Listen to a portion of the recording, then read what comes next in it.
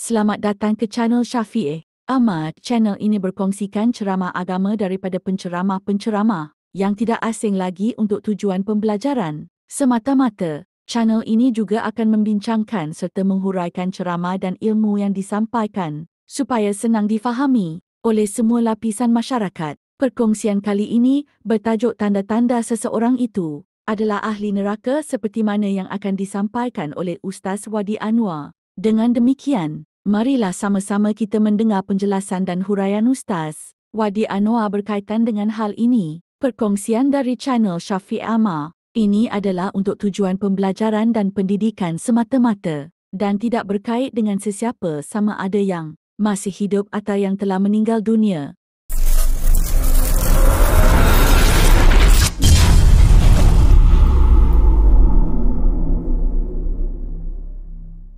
Lima kumpulan mereka adalah ahli neraka. Tuan-tuan yang dirahmati Allah sekalian, apa yang tuan-tuan dengar pada malam ni sampai berdiri di mahsyar, tuan-tuan akan ingat. Sebab setiap orang akan dibangkitkan di mahsyar dengan ilmu dia yang di dunia ni. Kalau dia tukang masak lah di mahsyar. Bukan dia kerja tukang masak di mahsyar. Maksudnya ilmu itulah yang dia bawa. Kalau dia penoreh getah, bukan di mahsyar, sampai dalam syurga dia tahu untuk menoreh getah. Dia reti.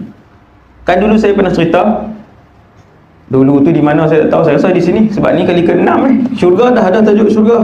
Sinilah maksudnya.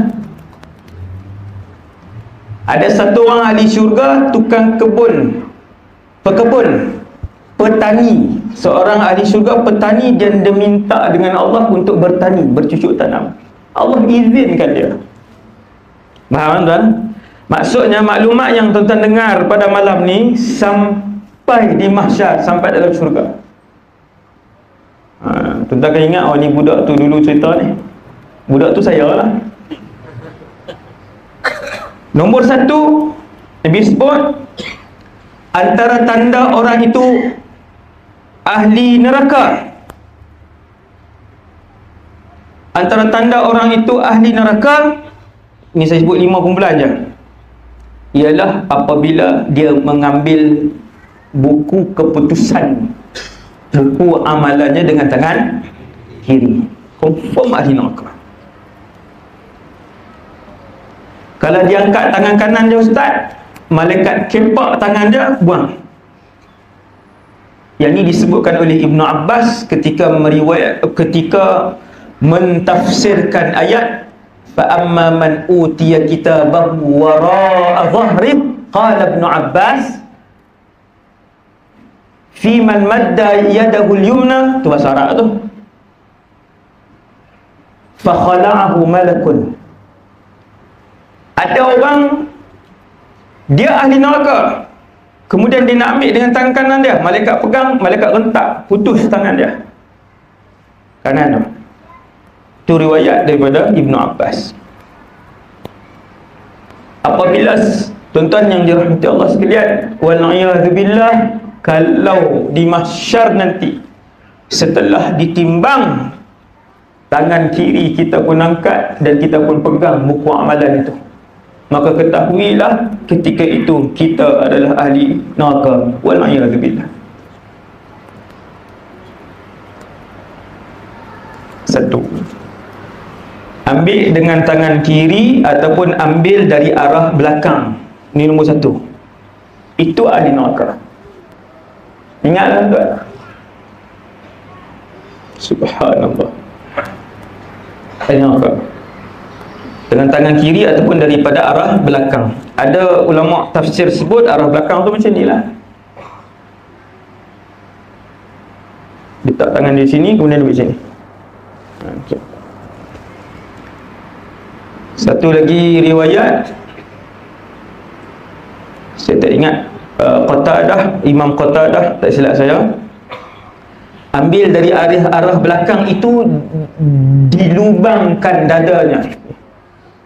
Lalu dia pun masukkan tangan kiri dia macam tu, dia ambil buku, masuk situ, ke belakang, ambil buku. Ketahuilah itu ahli neraka. Adakah mereka kekal dalam neraka? Jawapannya tidak, sekiranya mereka tidak pernah mensyirikkan Allah Subhanahu wa ta'ala. Adakah mereka kekal dalam neraka? Tidak, sekiranya mereka Islam dan iman mereka tak pernah jatuh. Tuan-tuan, okay. Jadi mereka akan keluar, masuk. Tuan-tuan, adakah masuk setahun dalam neraka? Tahun lebih lah. Kalau sehari lah, contoh lah, dosa dia sikit sangat, masuk sehari, maka sehari itu sama panjang dengan 1000 tahun dunia. 1000 tahun ni tuan-tuan, kita malam ni hidup baru 72 tahun. Tu saya sebut lah, bukan saya kenal tau. Semua tu sebut, dia keluar je tu, contoh tu. Malam ni umur kita dah 67 tu dah berapa lama dah. Dah berapa lama dah. Tuan-tuan sekalian, satu hari di akhirat panjangnya 1000 tahun dunia. Nak habis satu hari akhirat di mahsyar, di dalam syurga, di neraka, nak habis satu hari daripada pagi nak jumpa pagi esok, panjangnya 1000 tahun.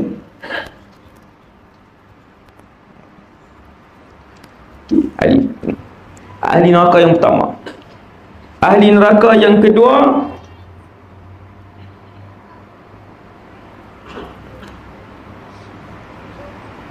yang ni pun saya tak hurai, saya tak mengurai dah sebab dulu pernah sebut dah, iaitu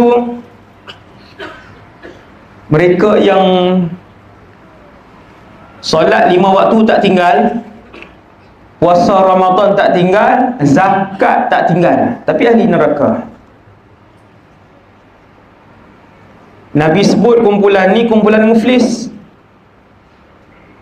Allah panggil nama, dia pun pergi. Ditimbang amal ibadah dia, solat tak pernah tinggal. La ilaha illallah. Tuan-tuan, kita tak bincang yang tinggal solat. Yang tinggal solat confirm ahli neraka. Yang tinggal solat.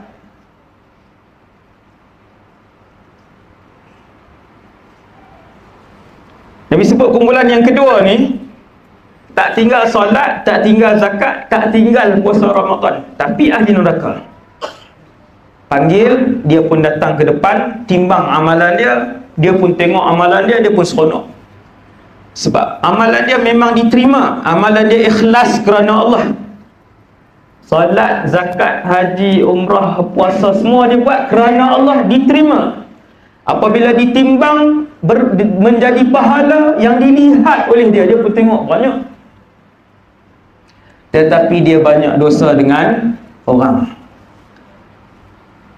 Suka tipu orang, hutang orang tak bayar, kalau pinjam barang orang jadi milik dia, pernah memfitnah orang, meruntuhkan keluarga orang. Dosa dengan orang banyak. Hati-hati. Hati-hati dosa dengan orang. Orang yang dosa banyak dengan orang lain. Hati-hati.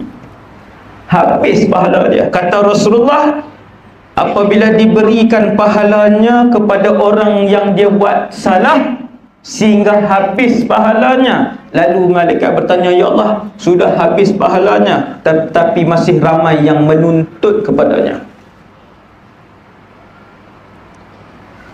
Lalu Allah pun sebut, pindahkan dosa mereka kepada dia. Solat 5 waktu tak tinggal, puasa Ramadan tak tinggal, zakat tak tinggal. Ini kumpulan kedua. Kumpulan yang ketiga, yang akan masuk neraka ni, masyarakat ni, memang ni saya sebut sebahagiannya. Yang ketiga ialah mereka yang meninggalkan perkara wajib. Ada orang puasa, semayang okey, zakat okey, umrah pun pergi, tapi bila mai puasa Ramadan, yang tu dia jam sikit, dia tak berapa. 54 dah umur, tapi pergi beli nasi juga. Pukul 3.30 tu pergi beli, dia jual dah 3.30 sekarang ni. Bulan Ramadan 3.30 jual dah, 2.30 jual dah. Dia pergi beli, dia Makan. Umur 50 lebih dah. Mati tak sempat bertobat. Ahli neraka. 3. Yang keempat, mereka yang apabila timbang, tuan-tuan, Allah panggil nama kita, kita pun jalan ke depan. Akan sampai masa itu. Maka jadilah, tuan-tuan, semua orang yang Allah tak panggil namanya dan terus berjalan masuk ke dalam syurga.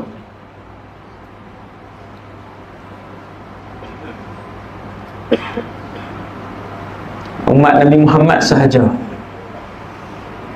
Umat Nabi Muhammad sahaja setelah ditimbang para rasul,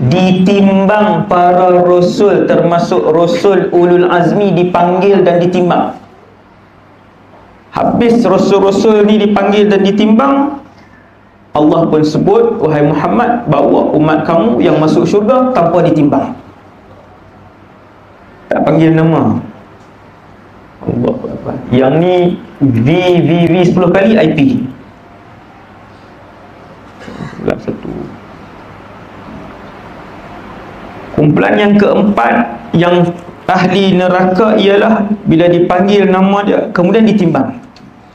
Sekejap pahala, sekejap dosa, sekejap pahala, dosa, sekejap pahala, dosa, pahala, dosa. Dia macam tu. Pahala pun ada, dosa pun ada. Kan? Timbangan yang tuan-tuan akan tengok nanti ada dua. Ada dua bekas.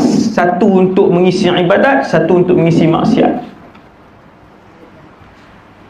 Saya dan kita semua akan melihat dengan mata yang tuan-tuan tengok pada malam ni. Dia bukan tengok dengan mata hati, bukan, dengan mata ini. Apabila selesai dan berat timbangan dosa, maka ketahuilah orang itu adalah ahli neraka. Wal'iyadzubillah. Orang itu adalah ahli neraka. Wal'iyadzubillah.